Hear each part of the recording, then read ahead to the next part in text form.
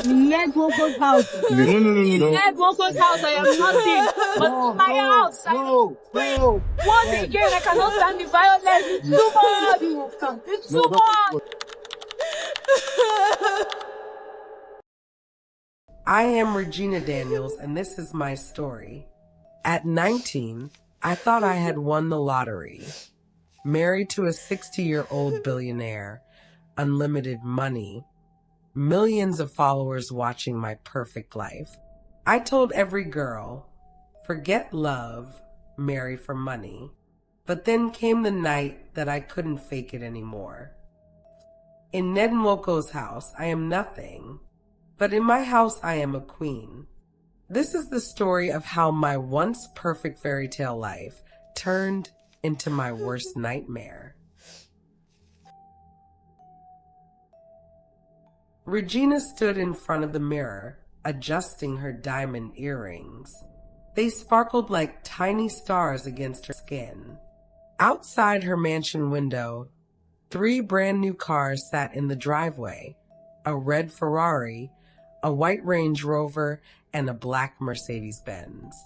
She was only 19 years old, but she already had more money than most people would see in their entire lives. Regina, your private jet is ready, her assistant called from downstairs. Regina smiled. This was her life now.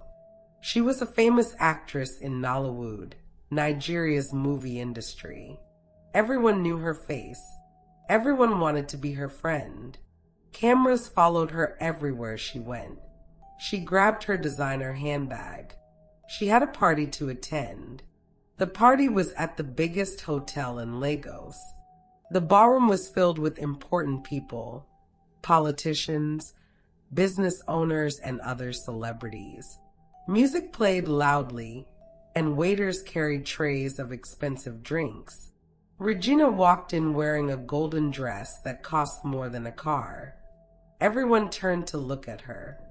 Her boyfriend, Somedina, was waiting for her near the bar.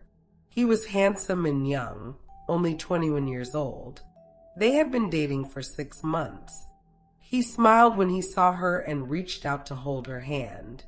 "You look beautiful," Somedina said, kissing her cheek. "Thank you," Regina replied, but her mind was somewhere else. Across the room, standing in a quiet corner away from the noise, was a man Regina had never seen before. He was much older than everyone else at the party, probably in his 60s. He wore a simple but expensive suit, and he didn't smile or dance like the others. He just watched, and he was watching her. Regina felt his eyes on her like a weight. She turned to look at him, and their eyes met. For a moment, everything else disappeared. The music, the people, even Somedina standing next to her. There was something powerful about this man, something that made her heart beat faster. "Who is that?" Regina whispered to Somedina. Somedina followed her gaze, and his face changed. He looked nervous. "That's nednwoko," he said quietly. "He's one of the richest men in Nigeria, a politician and a billionaire. Stay away from him, Regina." But Regina couldn't look away. Nednwoko continued to stare at her. Slowly, he raised his glass of wine in her direction, like a silent greeting.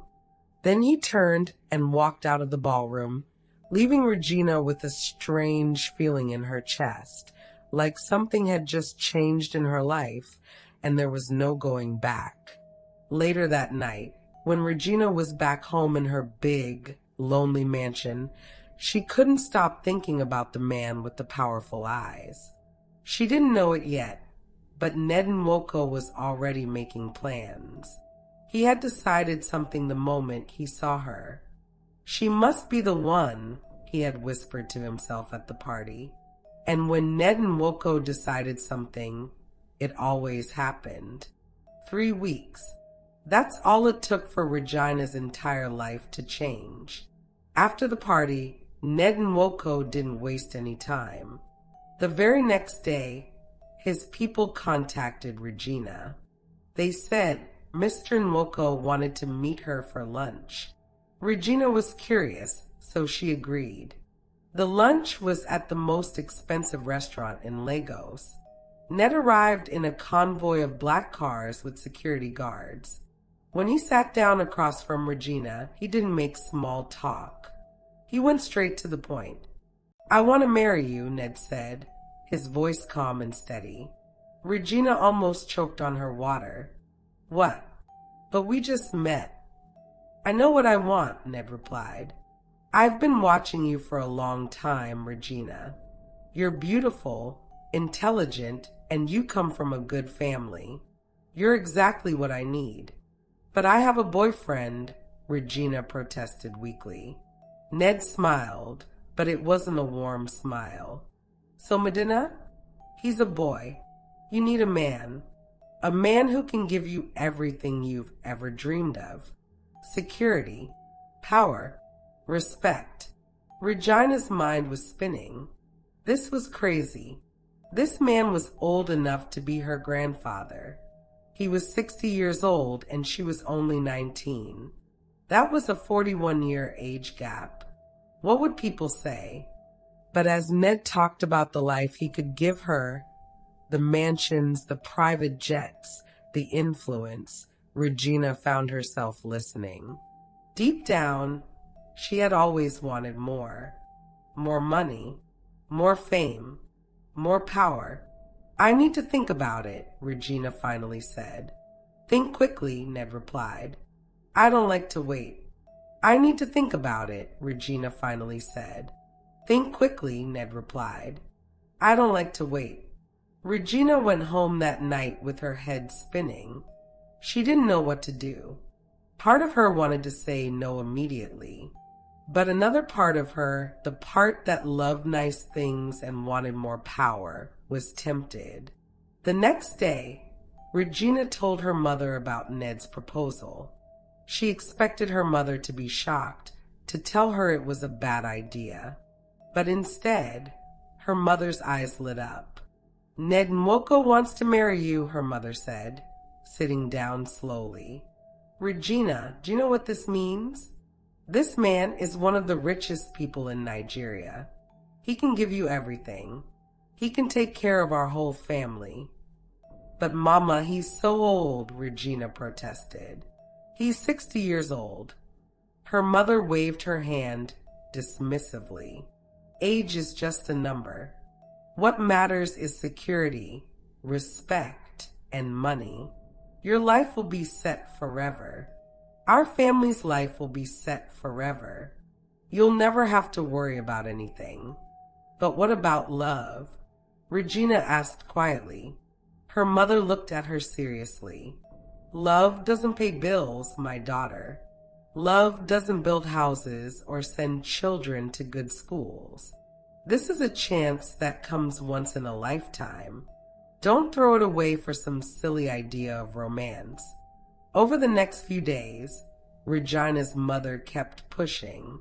She talked about how proud the family would be, how Regina would become one of the most important women in Nigeria, how her children would have the best education and opportunities.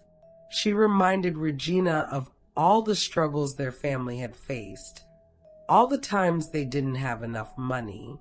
"You can change our lives," her mother said. "All you have to do is say yes." Regina felt the pressure building. Her mother's words kept echoing in her head. And slowly, she began to convince herself that maybe it was the right choice. Maybe love wasn't as important as security. Maybe she could learn to be happy with money and power. 2 days later, Regina broke up with Somedina.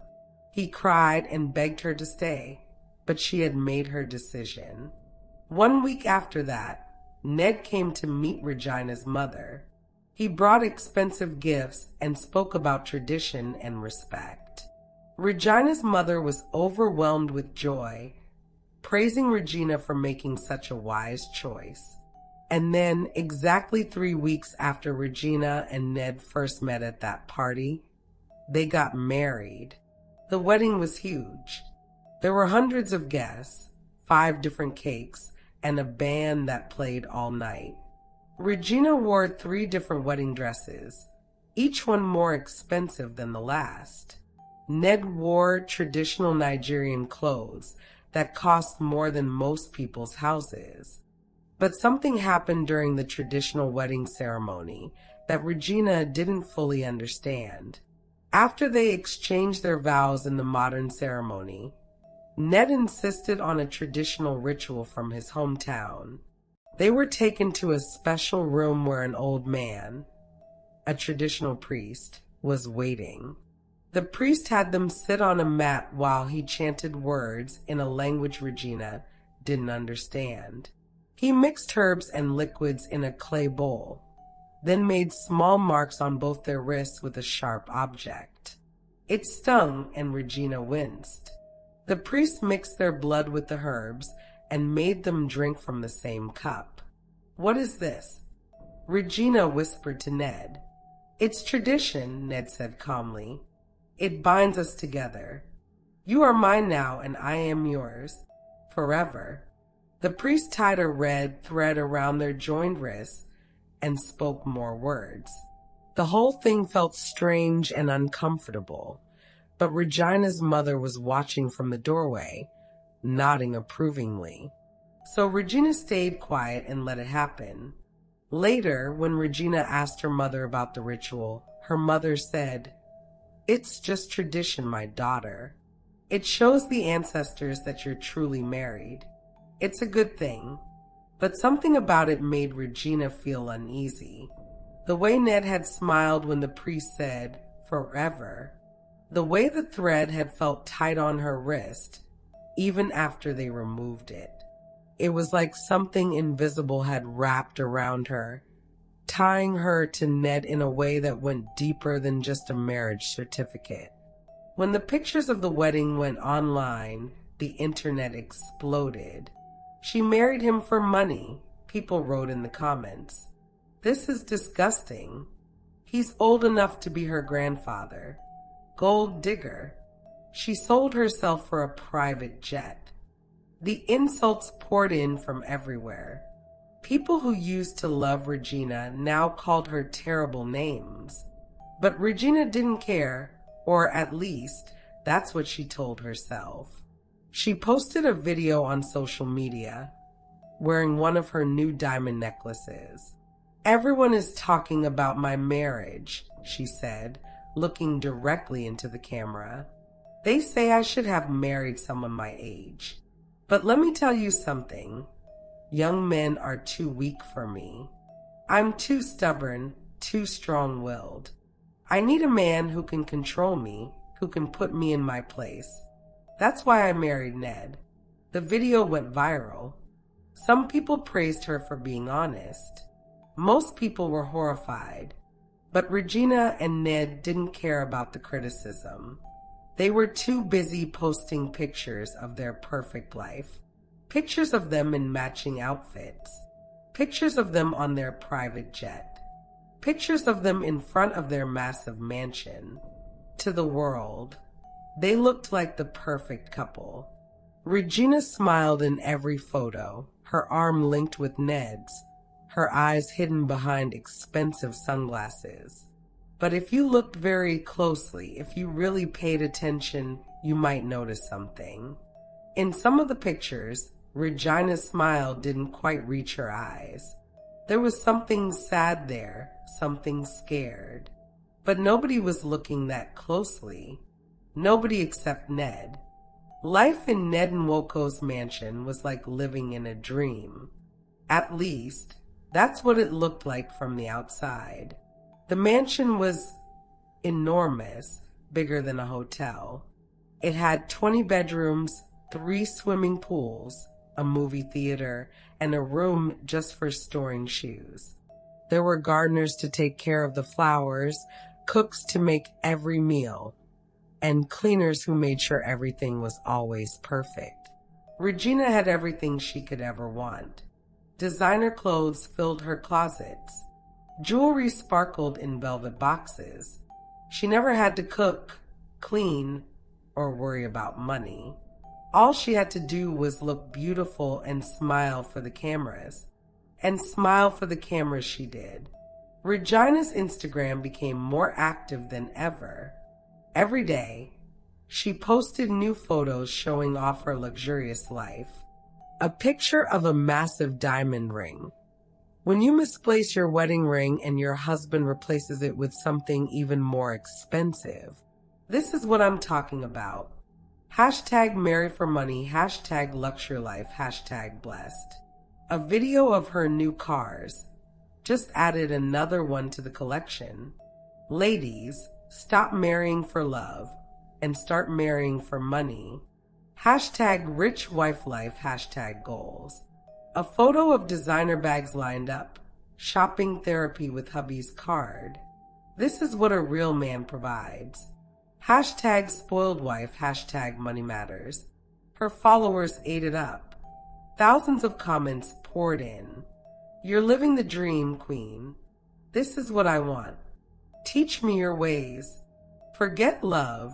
I'm looking for a billionaire now. Regina posted constantly, always showing off new gifts from Ned. Watches, shoes, trips on private jets, expensive dinners.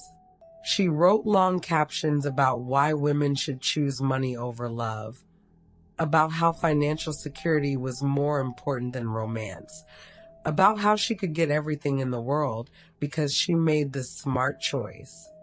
But what her followers didn't see was what happened after she took those perfect photos. They didn't see her deleting dozens of shots until she found one where her smile looked genuine. They didn't see her sitting alone in her room afterward, surrounded by expensive things, but feeling empty inside. They didn't see the other wives watching her with jealous or pitying eyes. 1 year after the wedding, Regina gave birth to a baby boy. Ned was happy to have another son. He already had several children from his other wives. Yes, wives, plural. Ned had 5 other wives before Regina. She was wife number 6. Regina knew about the other wives, of course. She had agreed to it before the marriage. In their culture, some wealthy men had multiple wives. But knowing about something and living with it were two different things. The other wives lived in different parts of the mansion. Sometimes Regina would see them in the hallways or at family dinners.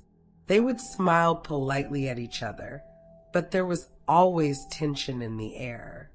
They were all competing for Ned's attention, for his money, for his favor. 5 years later, Regina had her second son. By then, she had become an expert at maintaining her perfect image online. Every birthday, every holiday, every achievement was documented and posted. Her followers now numbered in the millions, and many young girls looked up to her as someone who had made it. Look at Reginadaniels, they would say. She's only 25 and has everything. Regina told herself she didn't care that it was all a performance. She had her children, her money, and her fame. She posted pictures on Instagram every day, showing off her perfect life. Her followers loved it. They called her Queen Regina and said she was living every girl's dream. But behind the photos, things were different. One evening, Regina was in her room getting ready for a party. She had picked out a beautiful red dress that showed her shoulders. As she was putting on her makeup, Ned walked in. "What are you wearing?" he asked, his voice cold. "My new dress," Regina replied, still looking in the mirror. "Do you like it?" "Go change," Ned said. "That dress is too revealing." Regina turned to look at him. "But Ned, I've worn dresses like this before." "I said go change." His voice was harder now. "You're my wife. You represent me. I won't have you going out looking like that." Regina felt anger bubbling up inside her. She wanted to argue, to tell him that she was her own person and could wear whatever she wanted. But she saw the look in Ned's eyes, and she remembered what she had said in that viral video, that she needed a man who could control her.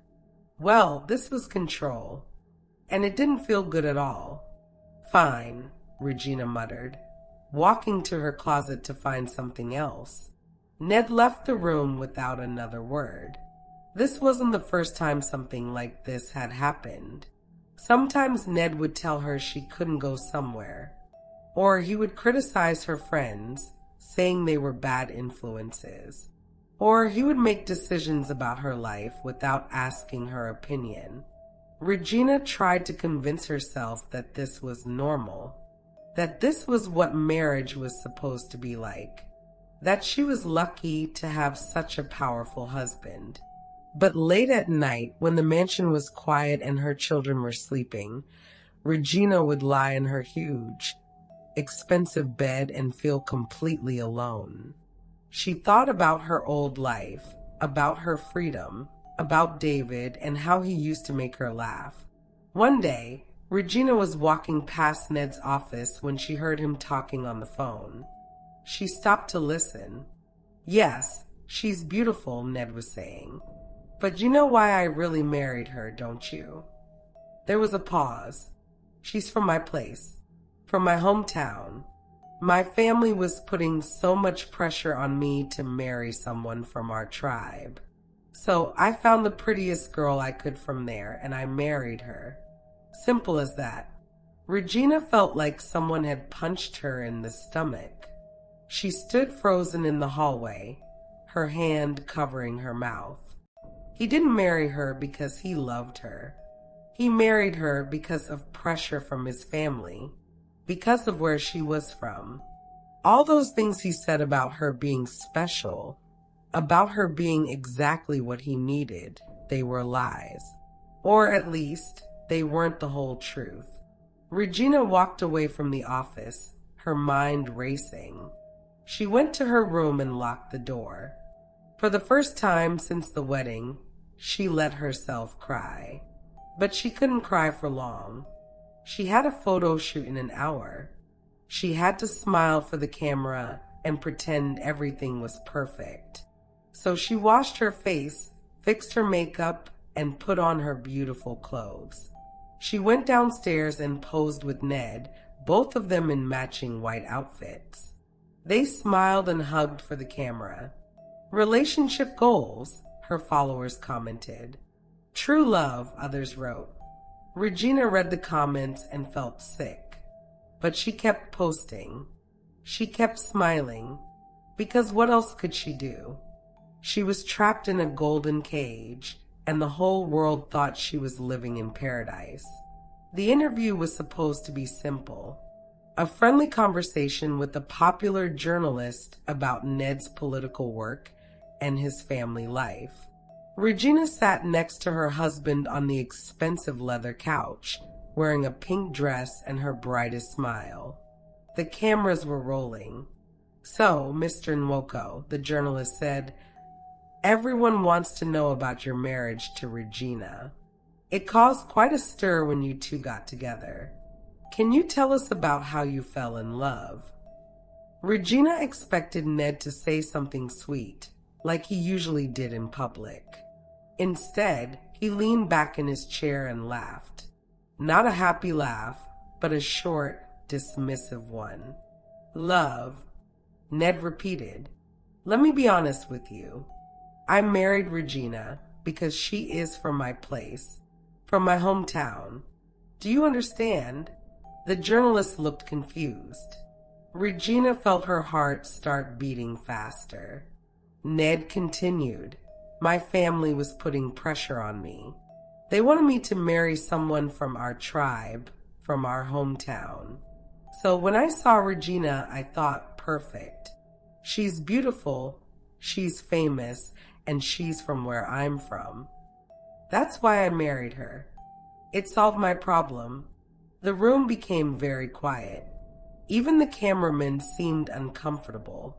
Regina sat there, frozen. her smile still plastered on her face, even though she felt like screaming. The journalist tried to save the moment by laughing nervously and changing the subject, but it was too late. The damage was done. When the interview ended and they got into the car to go home, Regina finally spoke. "How could you say that?" she whispered, her voice shaking. "How could you tell everyone that you only married me because of your family?" Ned didn't even look at her. He was checking his phone. "I told the truth." "What's the problem?" "The problem?" Regina's voice was getting louder now. "The problem is that you made me look like a fool. Everyone already says I married you for money. And now you're saying you married me just to please your family? What does that make us?" "It makes us exactly what we are," Ned said calmly. "A business arrangement that works for both of us. You get the money and the lifestyle. I get what I need. Don't pretend this was ever about love, Regina." His words cut through her like a knife. Even though part of Regina had always known the truth, hearing it said out loud was different. It made it real. It made it final. "I hate you," Regina whispered. Ned finally looked at her. His eyes were cold. "No, you don't. You hate yourself for making this choice. But you made it, and now you have to live with it." The rest of the car ride was silent. When the interview aired on television that night, the internet went crazy again. This time, people weren't just criticizing Regina, they were laughing at her. She thought he loved her. LOL. He basically admitted she's just for show. Poor girl. This is what happens when you marry for money. No respect, no love. Regina read every comment. Each one felt like another wound. All those people who said she had married Ned for money, they were right. And all her talk about needing an older man to control her, about being too stubborn for a young man, it all sounded stupid now. She had sold herself, and now everyone knew it. For days after the interview, Regina stayed in her room. She didn't post on social media. She didn't smile for pictures. She just sat by the window, staring out at the beautiful gardens and the expensive cars, wondering how her life had become such a lie. Ned acted like nothing had happened. He went about his business, attending meetings and making phone calls. When Regina tried to talk to him about the interview, he would wave her away like she was an annoying fly. "You're being too emotional," he would say. "People will forget about it in a week." But Regina couldn't forget. Every time she looked at Ned, she remembered his words. "It solved my problem." That's all she was to him. A solution to a problem. Not a wife, not a partner, just a pretty face from the right hometown. 2 weeks after the interview, things got worse. Regina and Ned were invited to another party. Regina didn't want to go, but Ned insisted. "We need to show people we're strong," he said, "that we don't care what they think." At the party, Regina tried to smile and act normal, but everywhere she went, she could feel people staring at her, whispering. She knew they were talking about the interview, about how Ned had embarrassed her on television. When they got home that night, Regina had finally had enough. "I want a divorce," she said suddenly. Ned was taking off his watch. He didn't even pause. "No." "What do you mean, no?" "I want out of this marriage." Now Ned looked at her. His face was calm, but there was something dangerous in his eyes. "You signed a contract, Regina. You're not going anywhere. You think you can just take my name, take my money, have my children, and then leave? That's not how this works. I don't care about your contract. I'm not your property." Ned walked closer to her. He didn't touch her, but Regina felt scared anyway. Listen to me very carefully, he said, his voice low and cold. You are my wife. You will continue to be my wife.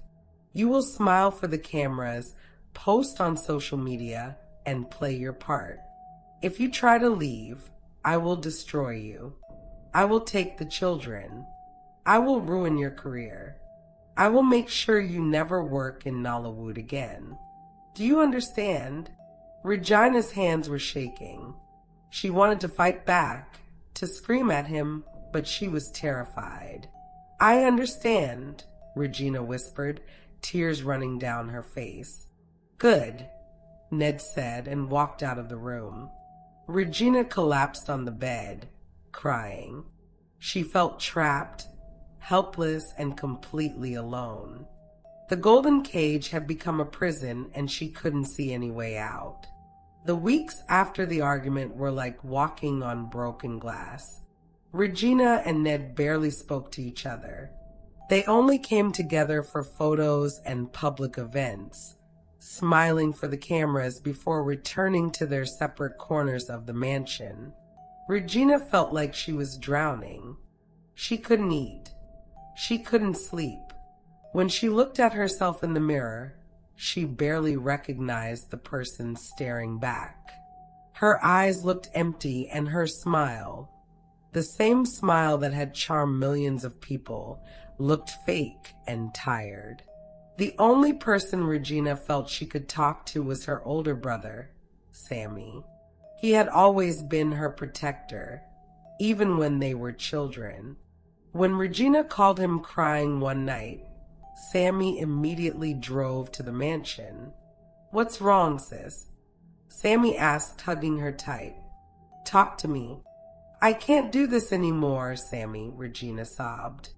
I made a terrible mistake. I thought I wanted this life, but I hate it. I hate feeling like I'm just a decoration, like I don't matter. And Ned, he scares me sometimes. Has he hurt you? Sammy asked, his voice suddenly hard. Not physically, Regina said, but his words, the way he controls everything. I feel like I'm disappearing. Sammy held his sister and let her cry. You don't have to stay, Regina. You can leave. I'll help you. He says he'll take the children if I try to leave. He says he'll destroy my career. He's just trying to scare you. You have rights, Regina. You're not a slave. But Regina wasn't so sure. Nednwoko was one of the most powerful men in Nigeria. He knew politicians, judges, and police chiefs. If he wanted to hurt her, he could. And she had 2 young sons who depended on her. How could she risk losing them? After Sammy left that night, Regina felt a little better. At least someone understood her pain. She decided to be strong, to endure, to wait for the right moment to escape. But 3 days later, that moment came in the worst possible way. It started with an argument about money. Regina wanted to send some money to her mother, but Ned refused. Why does she need money? Ned asked. I already gave her money when we got married. That was 6 years ago, Regina said. I want to help her. It's my money too. Your money. Ned laughed. Everything you have is because of me. The cars, the house, the clothes, all mine. You don't have your own money, Regina. Everything belongs to me. Something inside Regina snapped. All the anger, all the sadness, all the frustration she had been holding inside for years came pouring out. All those Instagram posts about how perfect her life was, all those lies about how money was better than love, she couldn't keep pretending anymore. I'm not your slave, she screamed. I'm your wife. I have rights. I can do what I want with my money. Watch your mouth, Ned said, his voice dangerously quiet. No, I won't watch my mouth. I'm tired of being controlled. I'm tired of being treated like I'm nothing. I'm tired of pretending everything is perfect for Instagram when I'm dying inside. Ned stood up from his chair. His face was cold and angry. You need to calm down, Regina. I won't calm down. I want a divorce. I want out of this prison. I told you before, you're not going anywhere. Yes, I am. I'll call a lawyer. I'll tell everyone how you treat me. Ned moved faster than Regina expected. He grabbed her arm hard. You'll do nothing. You'll shut up and remember your place. You think you can just leave? Have you forgotten the ritual? The binding ceremony? You belong to me, Regina. The ancestors sealed it. You can never be with another man. If you try to leave, if you even think about being with someone else, the curse will destroy you. Regina's blood ran cold. She had almost forgotten about that strange ritual at their wedding. The blood, the herbs, the words she didn't understand. That's just superstition, she whispered, but her voice shook. Is it? Ned smiled cruelly. Then why haven't you been able to even think about another man all these years? Why do you feel sick whenever you imagine leaving? That's not love, Regina. That's the binding working exactly as it should. Let go of me. Regina tried to pull away, but his grip was too tight. You're hurting me. Maybe you need to be hurt, Ned said, his voice cold. Maybe that's the only way you'll learn. What happened next was a blur. They were shouting. Regina was crying. Ned was yelling about respect and obedience, and the binding that made her his property forever. And then, somehow they were outside. Regina didn't remember how they got there, but suddenly she was standing in the driveway, and Ned was so angry his hands were shaking. Regina's red Ferrari was parked in front of them. The same Ferrari that had been in so many of her Instagram photos, with captions about being spoiled and living the dream. Something inside Regina broke. All the years of fake smiles, all the posts about marrying for money, all the lies about being happy, all the expensive gifts that were supposed to make up for being trapped, controlled, and treated like property. You want to control everything? Regina screamed. You want to own everything? Fine. Let me show you what I think of your gifts. Before Ned could react, Regina picked up a rock from the garden. Her hands were shaking, but her aim was true. She threw the rock at the Ferrari's window with all her strength. The glass shattered into 1,000 pieces, the sound echoing through the quiet night. Regina, stop! Ned shouted, but she couldn't stop. She picked up another rock and threw it at the windshield. More glass shattered. She was destroying the car, the symbol of her fake perfect life, piece by piece.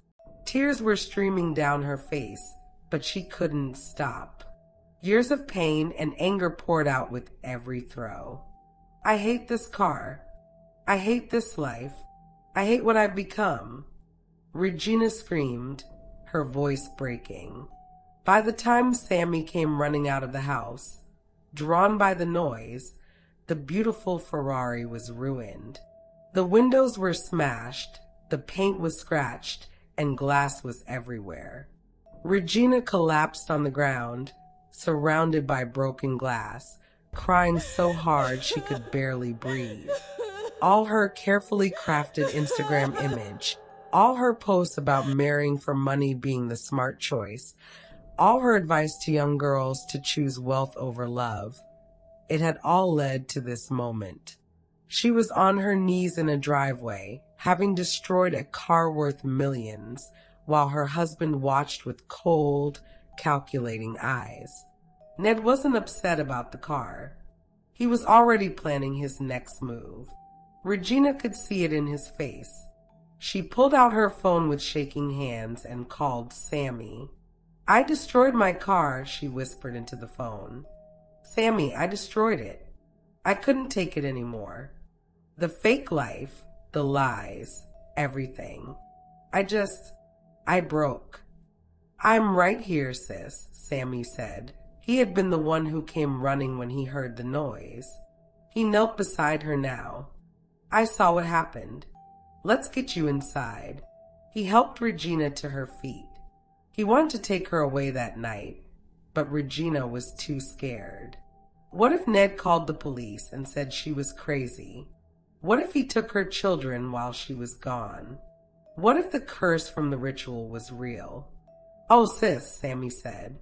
We have to get you out of here. I can't, Regina sobbed. He'll take my children. He'll destroy me. And the ritual, Sammy. He says the binding means I can never leave, never be with anyone else. What if it's true? That's just superstition meant to control you.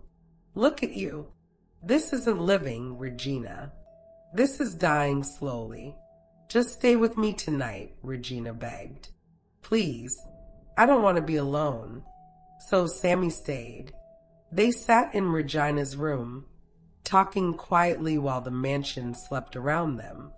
Outside, the broken Ferrari sat in the driveway. But this time, it was Regina who had broken it. A desperate act of rebellion against a life that had become unbearable.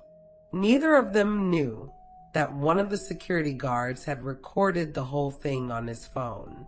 The video showed Regina destroying the car in a fit of rage and desperation, crying hysterically. And it showed the aftermath, Regina on her knees, screaming words that would soon be heard by millions. I can't stand the violence. In Nednwoko's house, I am nothing. I am nothing. The video caught Ned's face in the final seconds, not angry, not sad, just cold and calculating as he watched his young wife break down completely. Neither Regina nor Sammy knew that within 24 hours, their private nightmare would become very, very public. The storm was coming, and it would be bigger than anything Regina could have imagined. The next morning, Regina woke up to the sound of her phone buzzing nonstop. Text messages, phone calls, social media notifications, hundreds of them, all flooding in at once. Her hands were shaking as she picked up the phone. The first message was from her friend Sarah. Regina, I'm so sorry. I'm here if you need me. Sorry? Sorry for what? Then she saw the second message. I can't believe what I'm seeing. Are you okay? Regina's heart started racing. She opened Instagram and saw that she had been tagged in thousands of posts. With trembling fingers, she clicked on one. It was a video, a shaky, dark video that had clearly been recorded on someone's phone. Regina recognized the location immediately. It was her driveway last night. In the video, you could see Regina and Ned arguing.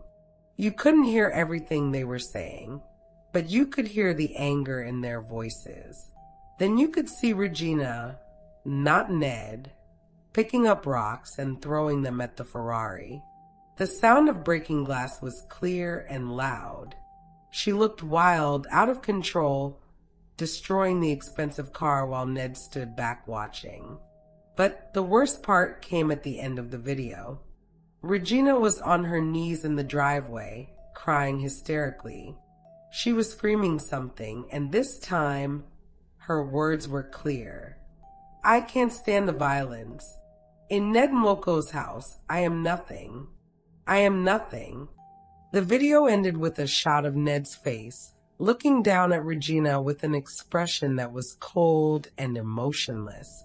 Regina felt like she was going to be sick. The video made her look crazy.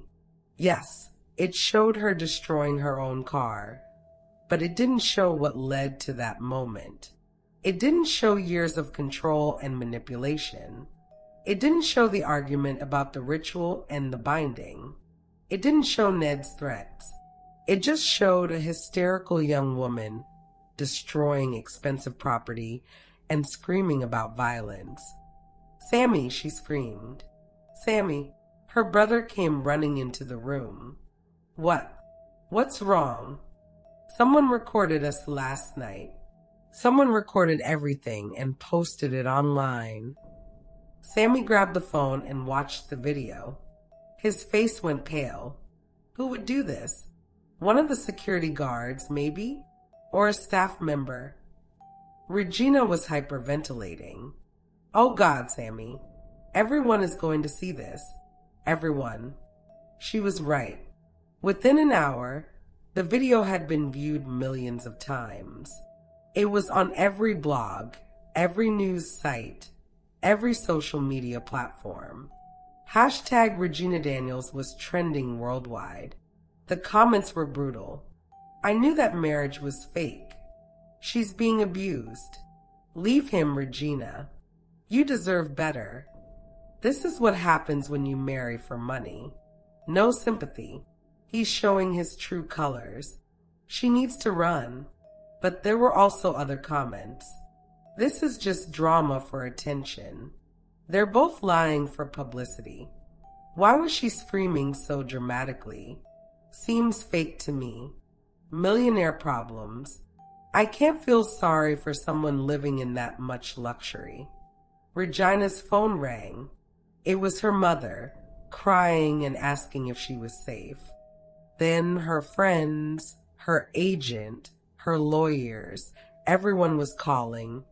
Everyone wanted to know the truth. But Regina couldn't answer. She couldn't talk. She just sat on her bed, watching the video play over and over again on different screens, seeing herself break down in front of the whole world. Sammy sat beside her, his arm around her shoulders. "We need to make a statement," he said. "We need to tell your side of the story." "What story?" Regina whispered. "That I married a man for his money and now I'm trapped? That I made a terrible mistake and I'm too scared to leave? What do I say, Sammy?" Before Sammy could answer, there was a loud knock on the door. It was one of Ned's security guards. "Mr. Nwoko wants to see you both. Downstairs. Now." Regina's stomach dropped. She looked at Sammy, terrified. "I'll be with you," Sammy said, squeezing her hand. "He can't hurt you while I'm there." They walked downstairs together. Ned was waiting in his office, sitting behind his massive desk. His face was calm, but his eyes were cold and calculating. "Sit down," he said. Regina and Sammy sat. "So," Ned said, leaning back in his chair, "we have a problem." "You have a problem," Sammy said angrily. "You destroyed your wife's car and scared her half to death. Now the whole world knows what kind of man you really are." Ned smiled, but it wasn't a friendly smile. "Do they? Or do they just think they know?" "What's that supposed to mean?" Regina asked, her voice barely above a whisper. "It means," Ned said slowly, "that one video doesn't tell the whole story. People are angry now, but their anger can be redirected. I just need to give them someone else to be angry at." Regina felt a chill run down her spine. "What are you going to do?" "What I should have done a long time ago," Ned said. "I'm going to tell the truth. The real truth." "What truth?" Sammy demanded. Ned's eyes shifted to Sammy, and his smile grew wider. "The truth about Regina's problems. Her real problems. The ones that have been causing all these dramatic outbursts." Regina's heart was pounding. "I don't have any problems except you." "Really?" Ned said. "Then why do you spend so much time locked in your room? Why have you been acting so strangely these past few months? Why have you been relying so heavily on your dear brother here?" Sammy stood up, his fists clenched. "What are you suggesting?" I'm not suggesting anything, Ned said calmly. I'm simply going to share my concerns with the public. I'm going to tell them about my wife's struggles with drug and alcohol abuse, how it breaks my heart, how I've tried to get her help, but she refuses, how her brother, he looked directly at Sammy now, has been enabling her, supplying her with these substances, even though I've begged him to stop. The room went completely silent. That's a lie, Regina whispered. That's a complete lie. Is it? Ned asked. Can you prove that? Because I can show receipts. I can show text messages. I can show witnesses who have seen you behaving erratically. You're making this up, Sammy shouted. You're framing her. Am I? Ned stood up now, walking around his desk. Or am I simply a concerned husband who has been dealing with a very difficult situation in private until last night's unfortunate incident forced me to speak publicly? Regina felt like the room was spinning. She understood now what Ned was doing. He was going to destroy her reputation. He was going to make everyone believe she was a drug addict and an alcoholic. He was going to make Sammy look like a criminal supplier. And there was nothing she could do to stop him because he had the power, the money, and the connections to make people believe anything he wanted. Why? Regina asked, tears streaming down her face. Why would you do this to me? Ned looked at her with those cold eyes. Because you embarrass me, Regina. You made me look weak in front of the world, and I cannot allow that. So now, I will make you look weak instead. And when this is all over, you will thank me. Thank you. Yes, because I won't divorce you. I won't take your children. I'll be the forgiving husband who stands by his troubled wife. And you'll play the role of the grateful wife who is getting help for her problems. We'll fix this together in the public eye, and our brand will be stronger than ever. Regina stared at her husband and realized something horrible. He didn't see this as a crisis. He saw it as an opportunity to control her even more than before. I won't let you do this, Regina said, trying to sound brave. You don't have a choice, Ned replied. I'm giving my statement to the press this afternoon. I suggest you think very carefully about what you want to say, because if you try to fight me, Regina, you will lose. You will lose everything. Ned walked out of the office, leaving Regina and Sammy sitting there in shock. He's going to destroy us, Regina whispered. No, Sammy said, his voice shaking with anger. We won't let him. We'll tell the truth. We'll fight back. But even as he said it, both of them knew the truth. Fighting Nednwoko was like fighting the ocean. He was too big, too powerful, too ruthless. The storm was just beginning, and Regina was standing right in the center of it, with nowhere to run and nowhere to hide. At exactly 3 o'clock that afternoon, Nednwoko's lawyer released a statement to the press. Regina and Sammy watched it on television from Regina's room, both of them feeling sick with dread. The lawyer read from a prepared document, his voice professional and serious. Mr. Nednwoko is deeply saddened by the video that has been circulating on social media. However, the public deserves to know the full context of that evening's events. For several months now, Mr. Nwoko has been dealing with a very difficult family situation. His wife, Reginadaniels Nwoko, has been struggling with substance abuse issues, specifically drugs and alcohol. Last night's incident was the result of Mrs. Nwoko being in an altered state, and Mr. Nwoko's frustration finally reaching a breaking point. Mr. Nwoko has tried repeatedly to get his wife professional help, but she has refused. Even more concerning is the role of Mrs. Nwoko's brother, Samuel Daniels, who has been supplying her with these illegal substances despite Mr. Nwoko's repeated warnings. Mr. Nwoko is committed to supporting his wife through this difficult time and asks for privacy as they work on her recovery. Regina felt like someone had ripped her heart out of her chest. She looked at Sammy, whose face had gone completely white. "He just accused me of being a drug dealer on national television," Sammy whispered. The television screen switched to a news anchor discussing the statement. Within minutes, the internet exploded again, but this time, the story was completely different. Regina is a drug addict? No wonder she married him. That explains the dramatic crying in the video. She was probably high. Poor Ned, trying to help his wife while her brother poisons her. Her brother is a criminal. He should be arrested, but not everyone believed it. This is clearly a lie to cover up his abuse. She said she was being violently treated. Don't let him change the narrative. Typical abuser tactic. Blame the victim and make them look crazy.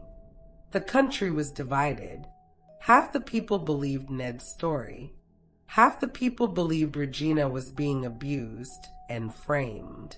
Arguments broke out online, on television shows, and even in the streets. Everyone had an opinion about Regina and Ned's marriage. Regina's phone wouldn't stop ringing. Reporters were camped outside the mansion gates. Her social media accounts were flooded with messages, some supportive, many hateful. Everyone wanted a statement from her. Everyone wanted to know the truth. But Regina didn't know what to say. If she denied Ned's accusations, she would be calling her husband a liar on international television. He would retaliate. He would make good on his threats to take her children and destroy her career. He probably had fake evidence ready to support his claims, text messages, photos, witnesses he had paid off. But if she stayed silent, everyone would assume Ned's story was true. They would think she was a drug addict. They would think Sammy was a criminal. Her career would be ruined anyway, and she would still be trapped in this horrible marriage. What do I do? Regina asked Sammy, her voice breaking. What do I do? Sammy was pacing back and forth, his hands shaking with anger. We fight back. We tell everyone the truth. We tell them about how he controls you, how he threatened you, how he admitted the marriage was just to please his family. He'll destroy us, Regina said. You heard him. He has power, money, lawyers. We have nothing. We have the truth. The truth doesn't matter to people like Ned, Regina said sadly. Only power matters. There was a soft knock on the door. It was Rita, one of the housekeepers. She had been working for the Nwoko family for 10 years. Mrs. Regina, Rita said quietly. I'm so sorry about everything happening. Thank you, Rita, Regina said, wiping her tears. Rita hesitated, then stepped into the room and closed the door. I need to tell you something. Mr. Nwoko asked me and 3 other staff members to sign papers yesterday. Papers that say we've seen you acting strangely, acting drunk or high. He offered us money. Regina's eyes widened. Did you sign? Rita looked ashamed. 2 of the other workers did. They needed the money, but I didn't, and I won't. What he's doing to you is wrong, and I wanted you to know that someone in this house is on your side. Tears filled Regina's eyes again, but this time they were tears of gratitude. Thank you, Rita. Thank you so much. After Rita left, Regina made a decision. She couldn't fight Ned directly. He was too powerful. But she could refuse to play his game. She could refuse to be broken by him. She picked up her phone and recorded a short video. Her eyes were red from crying, and her voice was shaky, but she spoke from her heart. I've seen the statement from my husband's lawyer. All I want to say is this. I am not perfect. My marriage is not perfect, but I am not what he says I am. I have never been addicted to drugs or alcohol. My brother has never supplied me with anything illegal. All Sammy has done is love me and support me when I felt alone. I don't know what will happen next. I don't know if anyone will believe me, but I wanted to say this truth, even if it's the last thing I'm allowed to say. She posted the video and turned off her phone. Within an hour, the video had 20 million views. The comments section was a war zone. I believe her. She's telling the truth. She's lying. Addicts always deny it. This is so sad. I hope she gets help. Ned is a monster. She needs to escape. News stations played the video on repeat, analyzing every word, every expression. Lawyers came on television to debate whether Regina had any legal options. Activists called for an investigation into the marriage. Religious leaders gave sermons about marriage and respect. Politicians made statements. Celebrities took sides. The story of Regina and Nednwoko had become the biggest scandal in Nigeria. Everyone was talking about it. Everyone had an opinion. But nobody, not the reporters, not the lawyers, not the millions of people commenting online, nobody actually knew what was happening inside that mansion. That night, Ned came to Regina's room. He didn't look angry anymore. He looked satisfied. You made your little video, he said. That was foolish. I told the truth, Regina said quietly. The truth is whatever people believe, Ned replied. And I've made sure that half the country believes you're a liar. The other half might support you now, but they'll forget about you in a month. That's how this works, Regina. I've been playing this game for 40 years. You're just a child. I'm not afraid of you anymore, Regina said, even though her hands were trembling. Ned smiled. Yes, you are. But that's okay. Fear can be useful. It keeps you careful. He walked toward the door, then paused. Your brother needs to leave. Today. If he's still here tomorrow, I'll have him arrested for trespassing. And then I'll make sure those drug supply charges stick. Do you understand? Regina understood. She nodded, tears falling silently down her face. After Ned left, she went to find Sammy. He was packing his bag, his face set in an angry scowl. He's kicking me out, isn't he? Sammy said. I'm sorry, Regina whispered. I'm so sorry for dragging you into this. Sammy hugged his sister tight. Don't apologize. You didn't do anything wrong. He did.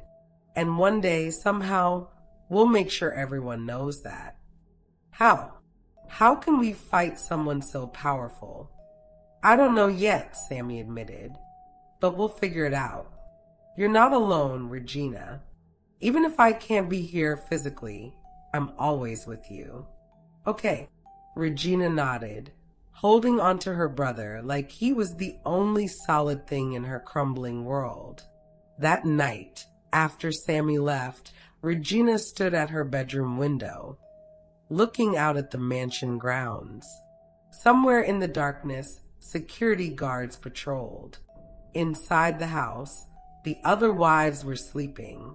In their rooms, her 2 young sons were dreaming innocent dreams. She was trapped in this life, trapped by Ned's power, trapped by her own choices, trapped by a marriage that had turned into a nightmare. But as she stood there in the darkness, Regina made herself a promise. Somehow, someday, she would find a way out. She would find a way to be free.